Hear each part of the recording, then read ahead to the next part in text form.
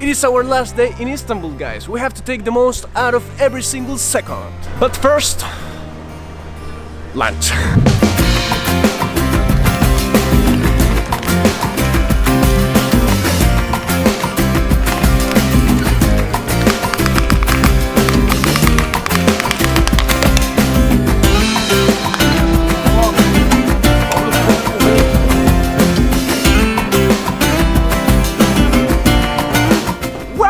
Did you just see that?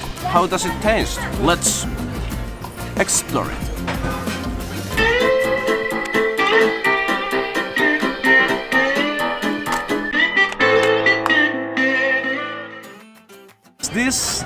The show they just made was insane. And this is called an Ottoman kebab, which is made out of chicken, onions, paprika, I think like tomato juice or something like that, and it smells delicious. The curious thing about the Ottoman kebab is that the jar that the waiter was using is the real way how they used to cook back in the time. So nowadays I'm not really sure if it is a tradition or it's just for the show, but it looks awesome. And this is how they give it to you. They put everything in here into this dish and they serve it with some French fries and rice. Now of course, the most important thing, how does it taste? Let's explore it. Wow. It's very different to everything I have tried before. Try to think of a chicken marinated with kind of, not sure if tomato sauce, but with a lot of spices. And that makes it so flavorish and so delicious to the palate, you know? And it also has some bitterness, which makes it really interesting to try. Plus, it is accompanied with rice. And I personally love rice. So now we use this bread, we grab some, we put it in, and boom!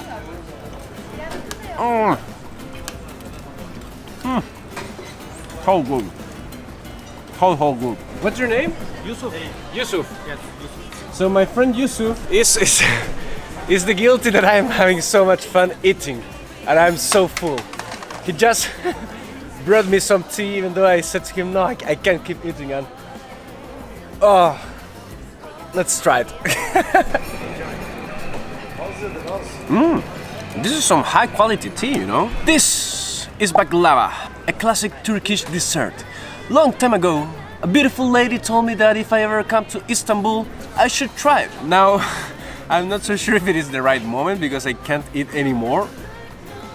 But I guess that, considering that Yusuf has given it to me, I must. For you guys, for you. Oh, wow. I guess that beautiful lady was right. So there are many thin layers of dough, and in the interior, I'm not sure if it is jelly or some kind of honey. Anyway, it's delicious. Whew. I'm so full. All of that food costed me around 13-14 euros. What? That's crazy cheap, crazy delicious, and a crazy big amount of food.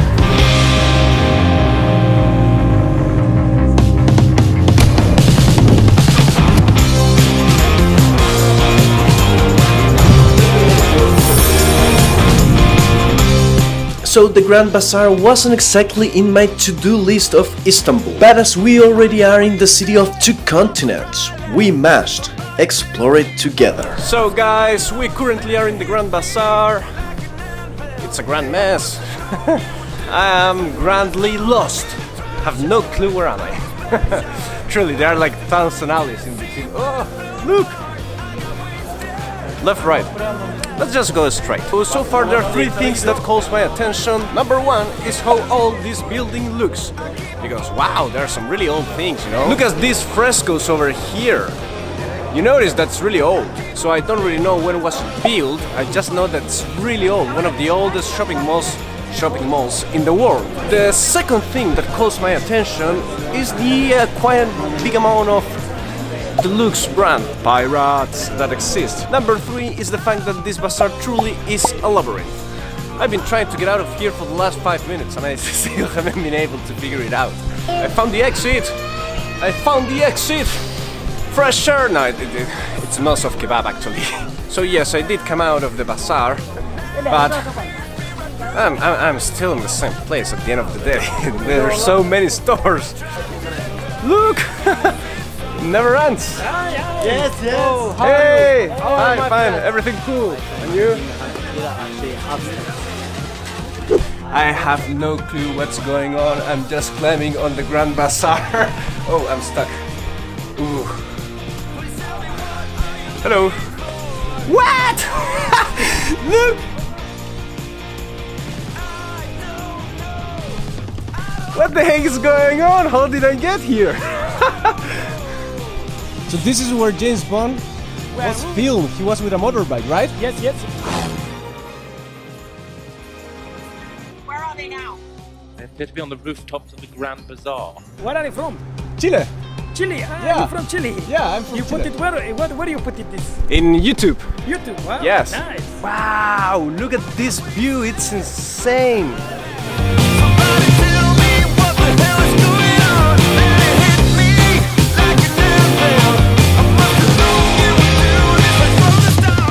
I must admit that I was gonna say it is not worth going to the Great Bazaar, but because of this, it is 100% worth it. Look at this view. Insane, guys, insane. By the way, my friends, thank you very much for showing me this. Thank you very much. It was awesome. This guy. Yeah. Cheers, mate. Yes. Yeah. You are awesome, really. Make reclam, come Istanbul, take jeans from me. So after experiencing that unexpected and impressive view of the Grand Bazaar, I decided to head to our last destination of the day. But when I was going to our destiny, I would notice that just a few hundred meters away from where we were was the Suleymaniye Mosque. And of course, I said to myself, let's go and explore it. Getting out alive.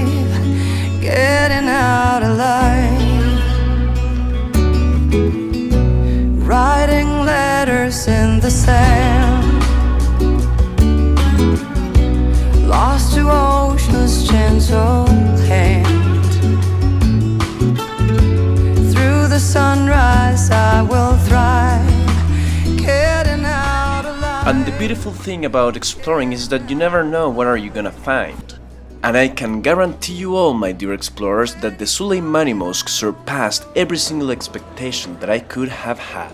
This place is insane. Something very interesting about the mosque is that as they are religious places, if you come with short, they are gonna give you some leg scarf to cover yourself, and in the situation of the women, they're gonna give them some hair scarf, if that is the translation.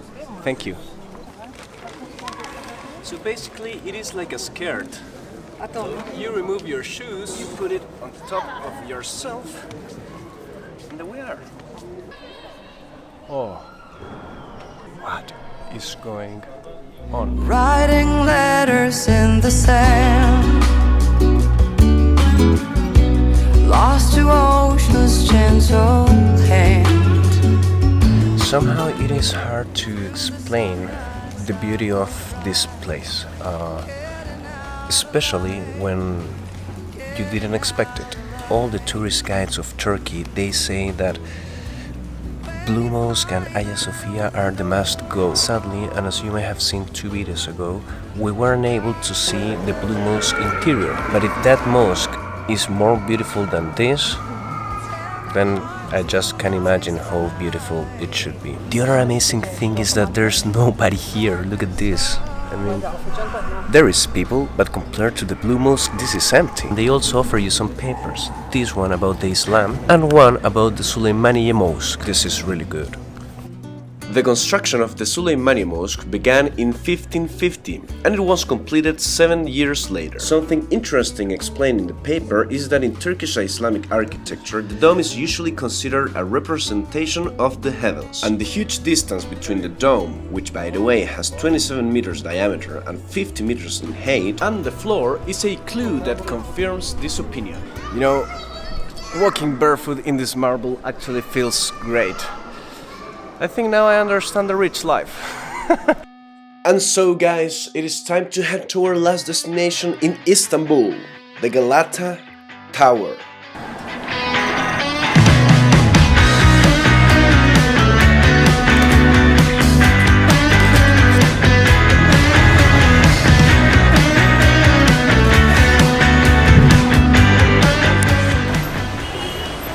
You gotta be kidding me. There's a massive stir going on. Oh my god.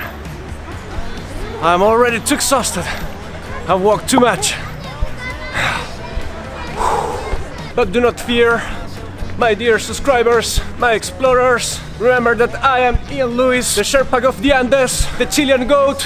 I can't come up with anything else. But I will take you to our last destination, no matter how hard it is. Because that is what we're here for, to explore.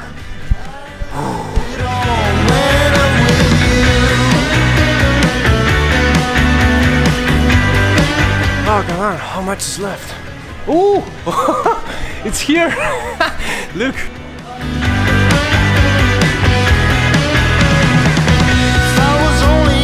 We have finally arrived to the Galata Tower, our last destination in Istanbul. This thing is massive, it's a giant tower. It's like from the Lord of the Rings.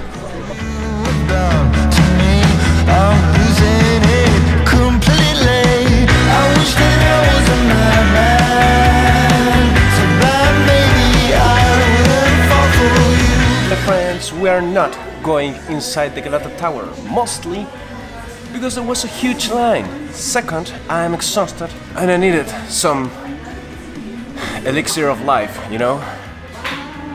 And third, I need to go to my hotel, which is in Sultanahmet, basically at the other side of Istanbul, in about 40 minutes. So basically, I have to run. Because if I don't manage to get on time, the shuttle that will take me to the airport will leave me behind. But damn, in 2 days we'll explore almost all of Istanbul. And that's pretty insane, eh? So, with all of that being said, there are still many things that we have to explore. There is too much world to see, too many places to discover, and a lot of food to eat.